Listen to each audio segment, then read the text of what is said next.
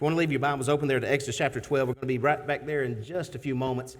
As you're marking that place, you may want to keep your hand in the Old Testament. We're going to go through several passages in Exodus and a few in Ezra this morning as we talk about renewal in the new year. This being the last day of the year, it's obviously that time of year where people are going to be setting aside goals and making resolutions for the new year.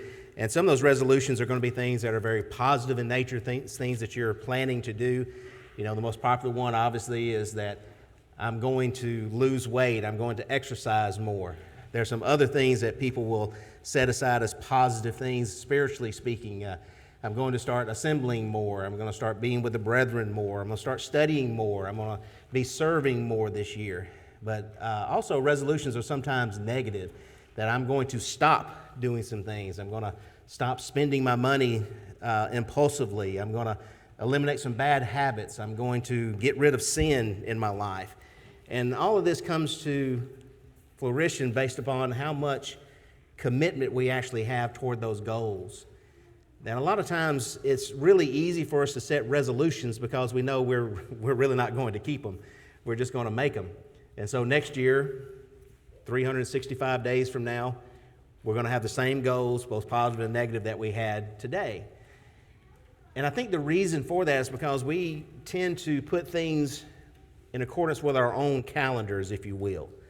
The way that we look at days, the way that we look at the time that's been given to us. What I want us to really look at today is there are several examples, especially in the Old Testament, of where God actually resets the calendar or sets some dates apart, especially at the beginning of the year, for people to do or not do certain things. And it's a period of renewal for the people.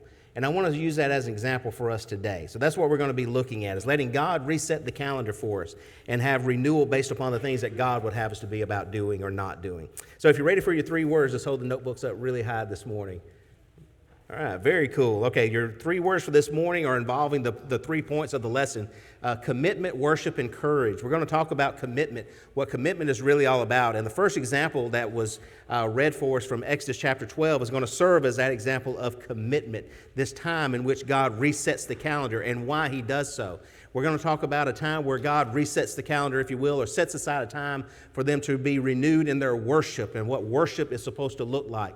There's also a time where God calls upon the people to do something that they have not done for a very long period of time. It's very difficult for them to do that, and it's going to take a lot of courage to face what's set before them. And there's a time that's set aside for that as well. So we're going to be looking at commitment, worship, and courage as we go forward this morning.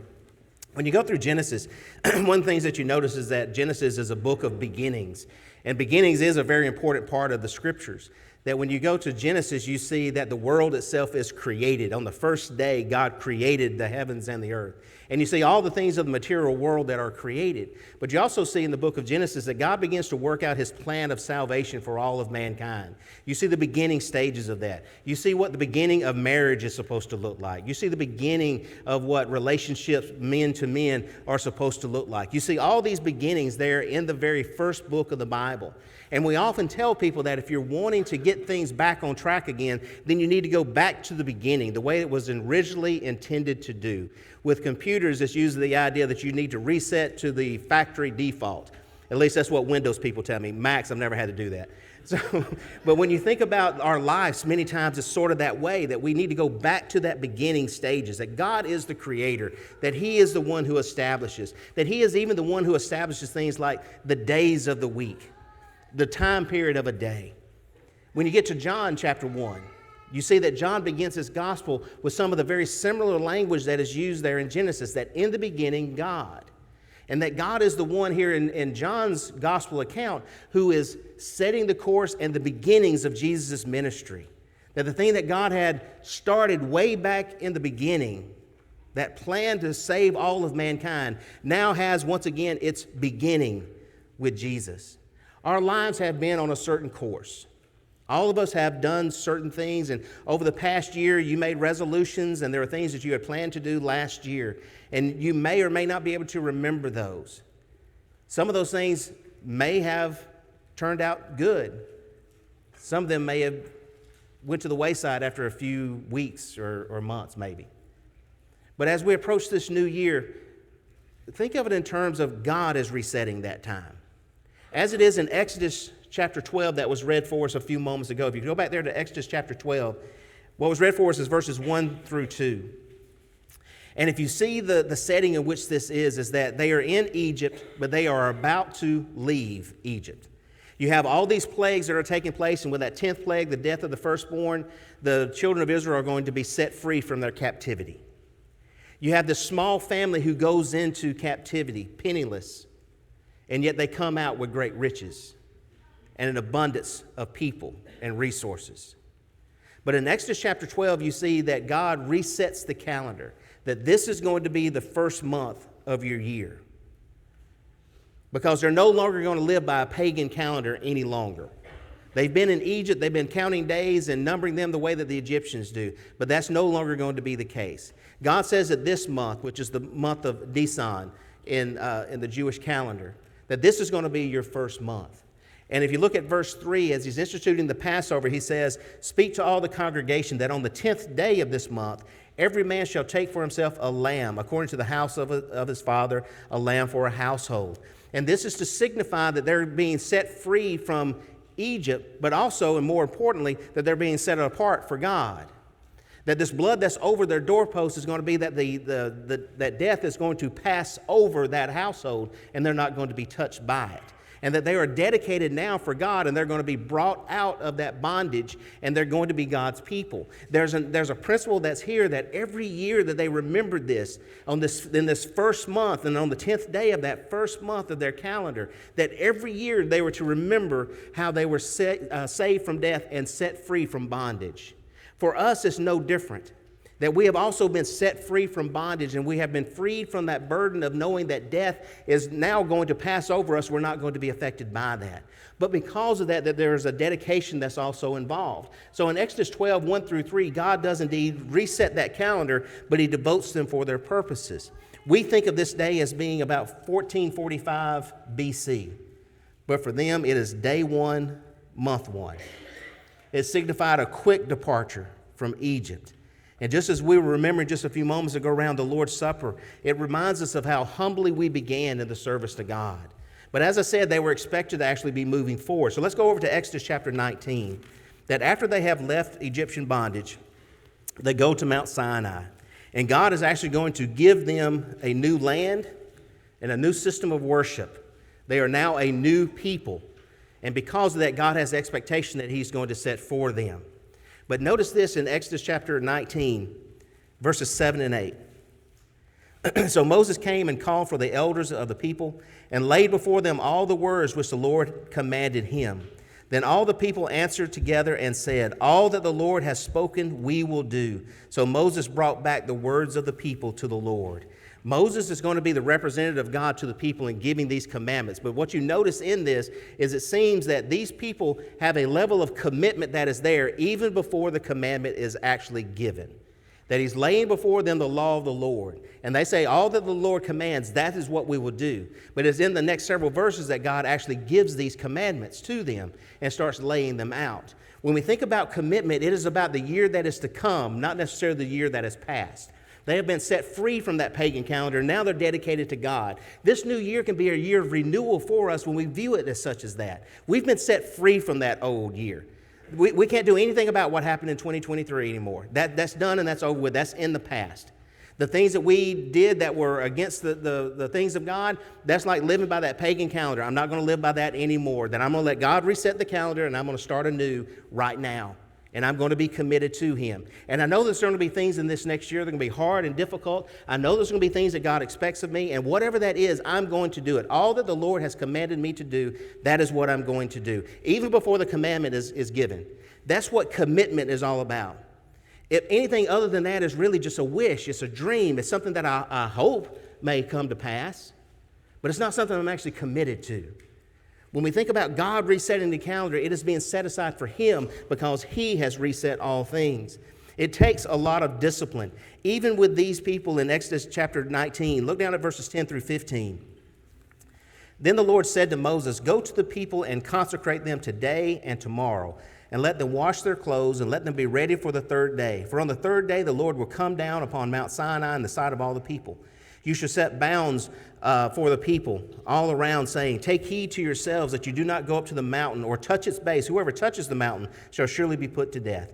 Not a hand shall touch him, but he shall surely be stoned or shot with an arrow. Whether man or beast, he shall not live. When the trumpet sounds long, they shall come near the mountain. So Moses went down from the mountain to the people and sanctified the people, and they washed their clothes. And he said to the people, be ready for the third day. Do not come near your wives. That you see that there was discipline that was involved. They knew that they wanted to keep the commandment of God, that God's commandment was about to be given. All that he commands, we will do. So the first thing that God says is be careful about the boundaries that are set. Be careful about the places where you should not go and the things you should not touch. Even before the commandment is given, be careful about those things that you need to be doing. You need to be prepared. You've got to get rid of some things in your life if you want to be ready and able to persevere and to actually do the thing that you're committed to do. Notice that when Peter even gives us this list of virtues that we're to add to our faith, virtue, to virtue knowledge. In verses 5 and 6, also this very reason, giving all diligence, add to your faith virtue, to virtue knowledge, to knowledge self-control, and to self-control perseverance. That self-control comes before perseverance. That means if we're going to be committed to something, that is about those little small daily details. It is about being ready today. It's about being ready tomorrow. It's about being ready for that third day. It's about setting boundaries and doing everything that you need to do in order to be ready. Like Jesus said, we need to be willing to take up our cross daily and follow him. That commitment involves each and every day if we're ever going to persevere. Let's look at another time. In Exodus chapter 40. Exodus chapter 40. The setting for this is that they've been at Mount Sinai for about a year. And we're going to see that it's about 1 year from when they came out of Egypt in Exodus chapter 40.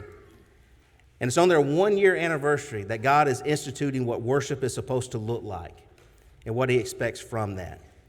Exodus chapter 40, verses 1 and 2. We're going to read several verses from Exodus chapter 40. Exodus 40, verses 1 and 2. Then the Lord spoke to Moses, saying, on the first day of the first month, remember this is their new calendar, on the first day of the first month you shall set up the tabernacle of the tent of meeting. You shall put in it the ark of the testimony. Remember, this is what represented God's presence, his commandments, his laws, his very mind. And partition off the ark with a veil. Skipping down to verse 17. And it came to pass in the first month of the second year. So 1 year has passed. The first month of the second year, on the first day of the month, their New Year's Day, the second year, that the tabernacle was raised up. Skipping down to verse 34 through 38. Then the cloud covered the tabernacle of meeting, and the glory of the Lord filled the tabernacle. And Moses was not able to enter the tabernacle of meeting because the cloud rested above it, and the glory of the Lord filled the tabernacle. Whenever the cloud was taken up from above the tabernacle, the children of Israel would go onward in their journeys. But if the cloud was not taken up, then they did not journey to the day that it was taken up. For the cloud of the Lord was above the tabernacle by day, and the fire was over it by night in the sight of all the house of Israel throughout all of their journeys. So one of the things that we see with this is that, again, the new year was a new beginning of something. They had this whole time, as they're coming out of Egypt, they're steadily breaking away from the things that they had learned while they were in Egypt. The first thing they need to learn is that the days don't belong to the pagans anymore. They belong, as it was in the beginning, to the Lord your God. This is what worship is supposed to look like. And he gives them a year in building the tabernacle and gathering gold and silver and this jewelry and things and melting it down and making all the objects of the tabernacle. And then the glory of the Lord fills the tabernacle. And in our study from Leviticus earlier this year, we talked about how this was enacted and that everything had been set aside for this purpose. And God is letting them know that this is what worship is going to look like. It's going to be a time where it's not just about worship, but it's about whatever your worship is what is directing your life. That when the cloud goes up, the tabernacle is supposed to be pulled up and they're supposed to follow the cloud. Whenever God says move, we move. Worship is not just about coming to a place and punching a clock. And so it may be that one of the things that you're looking at for this next year is I'm going to assemble more, which is a great thing. And for some, that may be where you're at in your life. But for most of us, we've been assembling for a long period of time, but have we actually been worshiping? Because worship is something that not only affects us while we're here, but also when we're out in the world that we're living in, that it directs our path. if you're being honest with yourself, have you ever found yourself having worship weariness? And most of you know what worship weariness is. It's a statement that's found in Malachi 1 and verse 13. You also say, "Oh, what a weariness." And you sneer at it, says the Lord of hosts. And you bring the stolen, the lame, and the sick. Thus you bring an offering. Should I accept this from your hand, says the Lord. What it was is that they were looking at the things that God required, the sacrifices. And they looked at it as being a wearisome thing. It's a tiring thing. And because of that, they're bringing to God just whatever it is. It's just punching the clock. It's just giving God his lamb, giving him his bull, giving him these oil, giving him these sacrifices. It's just about that. Is it really just about for us coming like this, partaking of the Lord's Supper, listening to a sermon, singing some songs, giving some money, and then going home and not having it affect our life? We are not a small congregation in the eyes of many. And we have a lot of things that are going on, both while we're here and outside of that. Constant flow of emails about things that are happening and information about things that are meant to be encouraging. We have group meetings and people getting together and doing a lot of, all these things are great and wonderful things. Does it ever wear you out? You ever feel like you're wore out from it? I'm not going to answer that. I'm not going to look at that email. I've had enough emails. How long are we going to sit here today? Can't we wrap this up? Do you ever get weary from it? I will submit for most of us, the reason may be it's for the same reason it was for them. We are giving God what he wants, but that's all we're doing. We're not giving him ourselves. The one who was truly devoted to God, do you think he had an issue with bringing the best of his flock to God? Was the thing that he looked at, well, this is the thing I have to do for God, or is this the thing that I want to do for God? When God resets the calendar, not that we come together like this and just as I'm doing right now, lay a guilt trip on you about it, but when God resets the calendar, what would that mean for me? If God is the one that says that this is day one, not day 366 from the beginning of 2023. This is day one. This is the beginning. This is what I want. If we look at it from that perspective and have some freshness to it, to let it breathe life back into our worship once again. You know, David says in Psalm 122 and verse 1, I was glad when they said to me, let us go to the house of the Lord. How true is that to me? Because that's a lot different than what we read just a few moments ago. Oh, what a weariness, or I was glad when they said to me, let's go to the house of the Lord. 1 Corinthians 11 reminds us, as we were around the Lord's Supper table just a few moments ago, verses 29 and 30, he who eats and drinks in an unworthy manner eats and drinks judgment to himself, not discerning the Lord's body. Now think about what worship, if it's not offered correctly, can do. For this reason, because people were taking it in an unworthy manner, for this reason many are weak and sick among you, and many sleep. Notice the stages that are there. If worship is a weariness to you, if you find it difficult taking part of the Lord's Supper and really focusing and taking it in a worthy manner, then what might happen is first you become very weak. Then you get, if it's not corrected, you get sick. And then if you don't do anything about that sickness, you die. And that's what Paul is saying happened to the brethren there, because they're not taking of the Lord's Supper in a worthy manner. They're not discerning the Lord's body. And again, what does that mean? Does that mean that I'm only thinking about the elements, or does it mean I'm thinking about what my worship is supposed to be? It is something that is an honor and a glory to God, and something where we edify one another. But edify one another for what? To invite you back next week. You're a member of this congregation. Do you have to have an invitation to attend? Is that the extent of it? Or does it actually affect my life?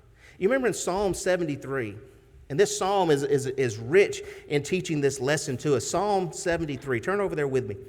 The 73rd Psalm. Let's notice a few verses from this.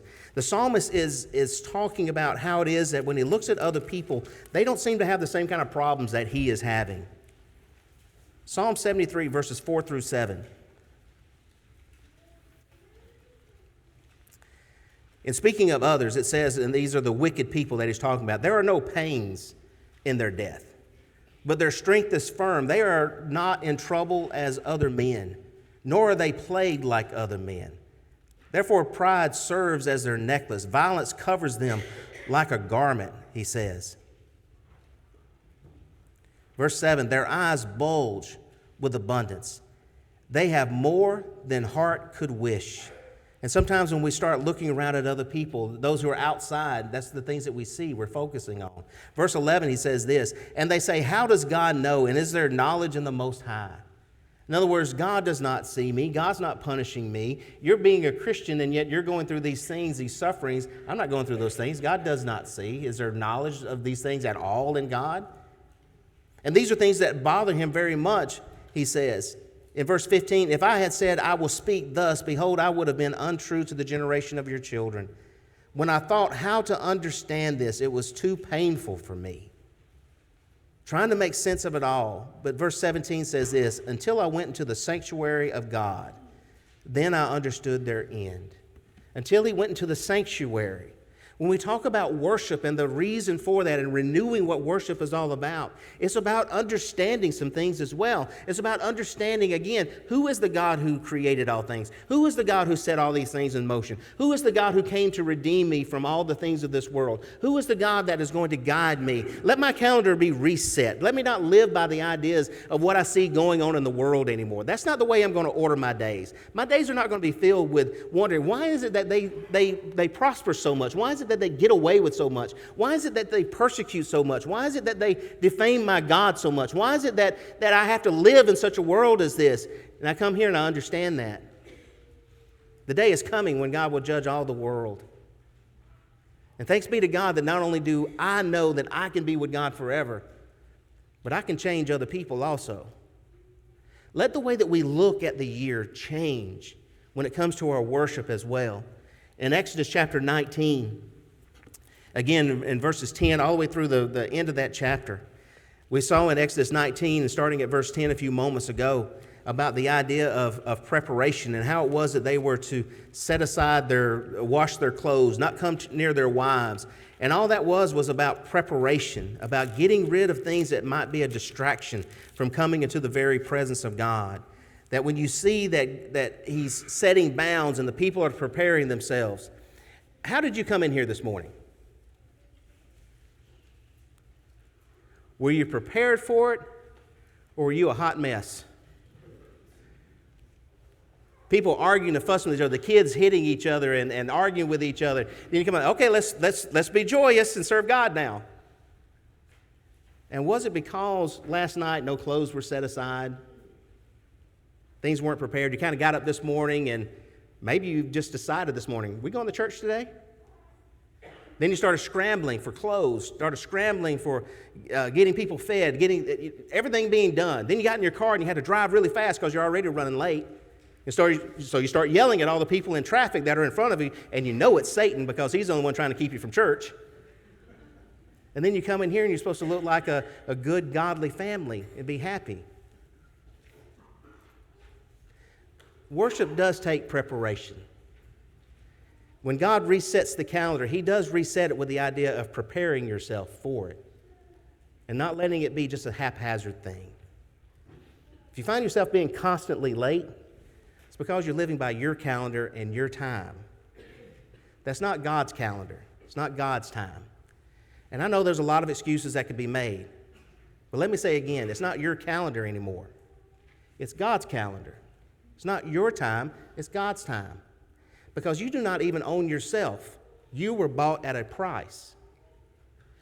Those are the words that we know. But are they the words that we live by? Is it the calendar that we actually go by? This year can be a year of renewal in our worship, but we do have to remove the distractions that we might have. It can also be a year where we can renew our courage. In Ezra chapters 9 and 10, I want us to start with chapter 10, verse 17. Ezra 10 and verse 17. If you've ever went through the book of Ezra, especially these last two chapters, you can see a remarkable transformation that takes place in the people.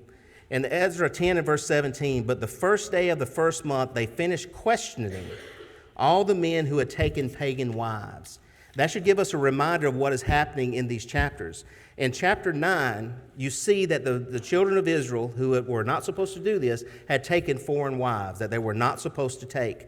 Ezra chapter 9, verses 5 and 6.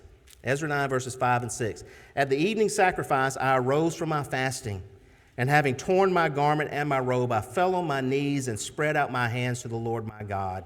And I said, "Oh my God, I am too ashamed and humiliated to lift up my face to you, my God. For our iniquities have risen higher than our heads, and our guilt has grown up to the heavens." In verse 10, and now, O our God, what shall we say after this? For we have forsaken your commandments. Verses 12 through 14, now therefore do not give your daughters as wives. This is the commandment. Do not give your daughters as wives for their sons, nor take their daughters to your sons, and never seek the peace or prosperity, that you may be strong and eat the good of the land and leave it as an inheritance to your children forever. And after all that has come upon us for our evil deeds and for our great guilt, since you, our God, have punished us less than our iniquities deserve, and have given us such deliverance as this. Remember, they had been in captivity, and now they're back, rebuilding the temple, rebuilding worship, and rebuilding the walls as it comes. Should we again break your commandments, verse 14, and join in marriage with the people, committing these abominations? Would you not be angry with us until you had consumed us, so there would be no remnant or survivor? They know that these sins that they committed warranted the punishment that they received, but now God has shown mercy and given them the opportunity to return, to have worship, to have this new way of living their lives once again. And he asked the question, should we remain in these things? Chapter 10, verse 2. And Shechaniah, the son of Jehiel, one of the sons of Elam, spoke up and said to Ezra, we have trespassed against our God and have taken pagan wives from the peoples of the land. Yet now there is hope in Israel in spite of this. Now therefore let us make a covenant with our God to put away all these wives and those who have been born to them. According to the advice of my master and those who tremble at the commandment of our God, and let it be done according to the law.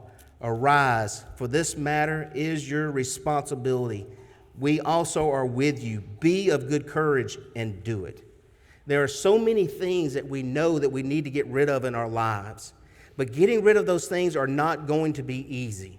If you keep living by that old calendar, you're going to have generation after generation who are going to be marrying and intermarrying with those that God said that they should not. And God punished them for that, but now he gives a period of time of renewal, that they can repent, that they can come back to the Lord, an opportunity to be God's people once again. But look at the cost. Their wives, not from a few days or a few moments, not a mere acquaintance. Their wives and their children. This is not going to be easy. Resetting the calendar and living the way that God wants you to do is not always going to be easy. There's going to be demands that are made of you if you want to be right. Because even as it says here, should we do these things and continue in these things, surely God will consume us completely if we do. They know what they must do. Jesus describes it this way in Matthew 7, 13 and 14. Enter by the narrow gate, for wide is the gate and broad is the way that leads to destruction, and there are many who go in by it. It doesn't take any effort. It's not hard. It's not difficult. It is the easy way to live. Narrow is the gate and difficult is the way which leads to life, and there are few who find it. The reason it's few who find it because there's few who want to live that kind of life, and yet that's what we have to do. It takes courage. It takes commitment. It takes understanding what worship is all about, and brethren, it takes courage to be strong enough to do something like this. We see that most of them agreed to do this thing. Courage to do what is right means that we're going to accept any risk that may come. They had made the commitment in the beginning that whatever the Lord commands to do, that's what we will do, even before they heard what it was that God was expecting them to do. Their worship was when God said move, they moved right then. They did not delay. Real courage means putting away those things out of our life that should not be there in the first place. Let me ask you this. How serious are you going to be about fighting Satan this year?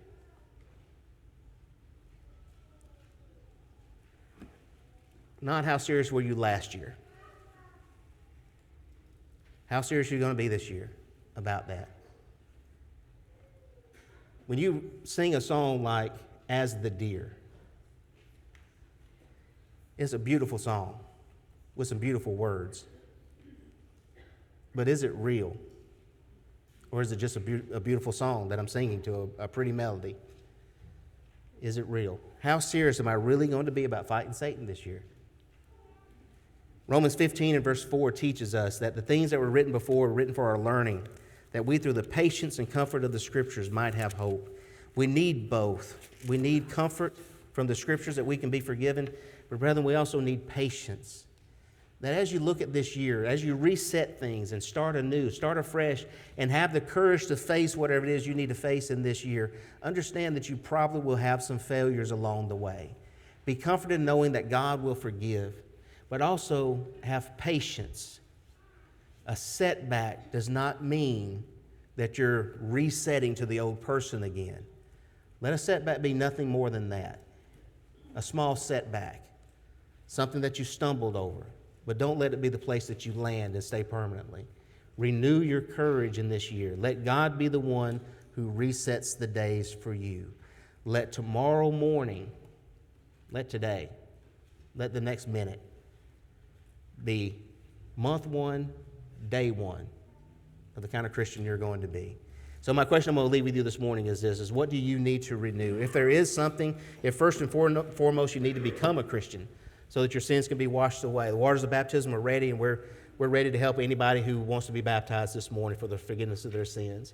If there's something that you're struggling with, that you need help with in this coming year, that you need to face, let that be known as well, so that we may help you to make it to heaven, so that we might all be together throughout all eternity. If there's anything we can help with, please come as together we stand and sing this song.